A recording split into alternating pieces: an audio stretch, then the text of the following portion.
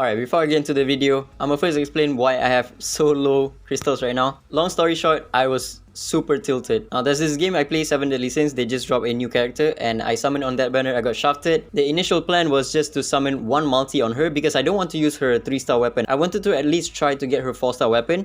And I just wanted to use the tickets on her banner, right? Just one multi. But that one multi made me super tilted because it was a full 3-star and there wasn't even one of her 3-star weapon. So I was just super tilted and I just spent all of my summons on her.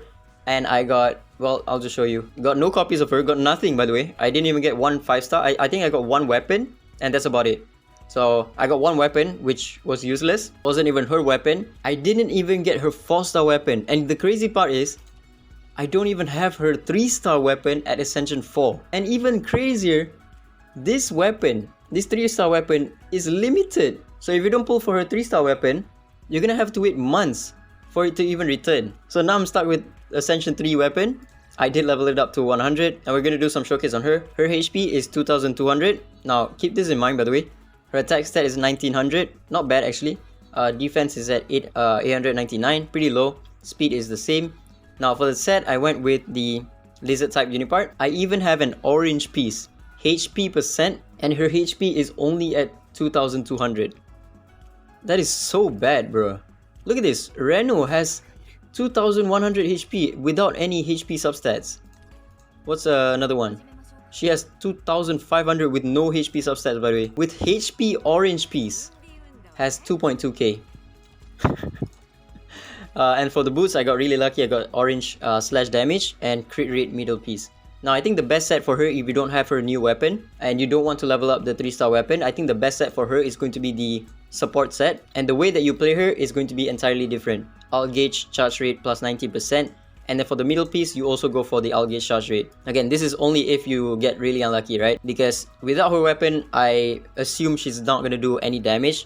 I couldn't roll for a attack substats right here, so her damage is not going to be a lot, like I said. Because I'm out of resources, I'm out of credits, I'm out of the uniparts as well. Her skills are at 7 across the board. So if you don't have her weapon, I think the best way to run her is going to be as a support role.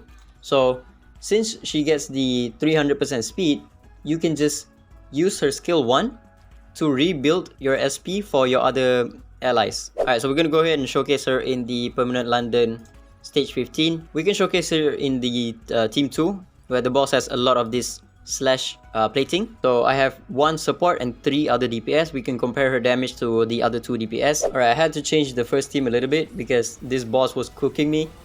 He was doing way too much damage and getting his ult too quick. So I had to put the new Narmi in Team 1 because I don't have enough blunt DPS to break the boss's plate. For this boss, I'm using again the new Hikari, Chester at A1, and old Narmi, and also Reno at A1. But the reason why I'm using her in this boss is because this boss, you do need to take a bunch of turns because this boss does have the nullification effect.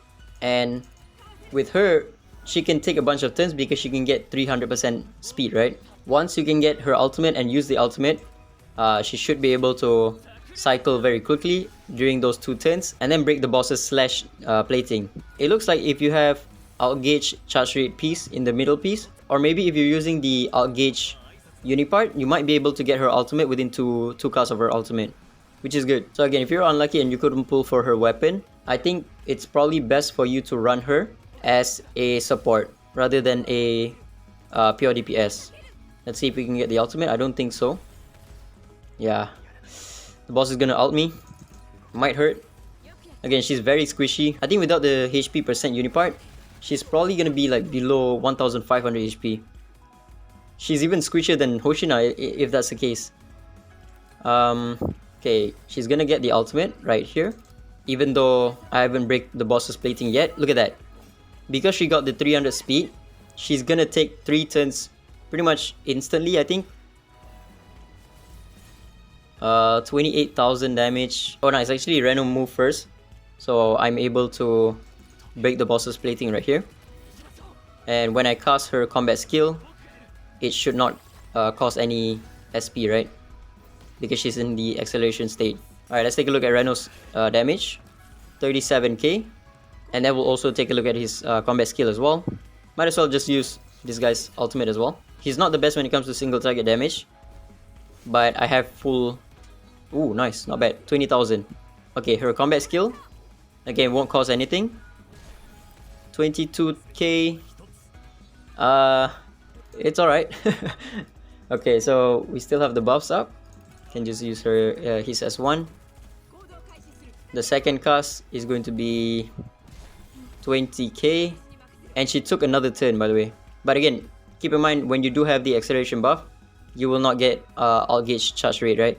So she has 0 alt gauge right here. Now that I don't have the acceleration buff anymore, I can start regain the alt gauge. Now keep in mind, if you don't have the acceleration buff, you will not be able to gain your SP anymore. Oh, I kind of messed up right here. Reno did 15,000 with his S1, by the way. That's not bad. How much is her S1 doing? This is not full buffs. 7.7k. Okay. How much is Reno doing with his combat skill? She did 20 something thousand just now. Again, I don't expect her to do more damage than Reno, because Reno is A1. And also she's using her 3-star weapon, right? How much is it doing? Yeah, 48,000. She literally did more than double her damage. But this is going to be the realistic showcase. But because most of you, I assume, managed to pull for her but couldn't pull for her weapon, even maybe her 4-star weapon. So you end up having to use her 3-star weapon. And if you're using her 3-star weapon, you're not going to be doing that much damage because number one, the stats is low. Her 3-star weapon only gives you 432 attack. If you look at the 5-star, the 5-star gives you 600. Or some of the older 5-star weapon, it gives you 500. So you're missing out on like almost 200 points of attack from the weapon alone. And another thing is, the 3-star weapon has no effect, right? You're only getting the 31% attack. If you look at some of the other 5-star weapons, you'll have this extra effect which does give you a lot of DPS. So yeah, again, this is the reason why you don't want to summon for her. You need to get really lucky, you need to pull for her and her weapon. Otherwise, you're gonna have to use her 3-star weapon. And there's no other option as well, right? Because this is the only spear weapon in the game. Okay, just for fun, I'm just gonna be doing a mini showcase on her on the current raid battle.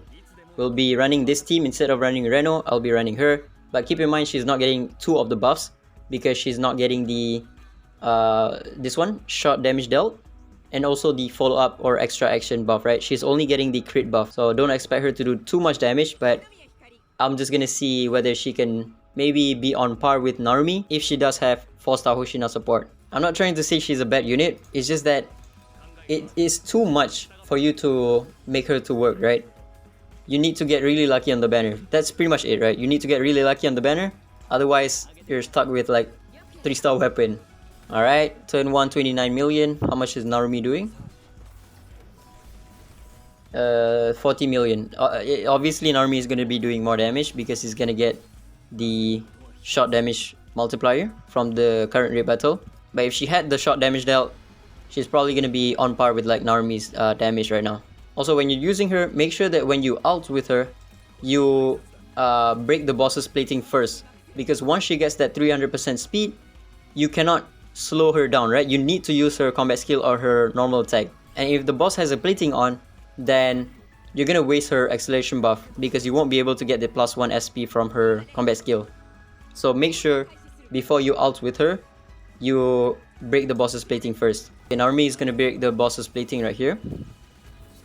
I'm gonna ult with my... Oh, I should have used his combat skill actually.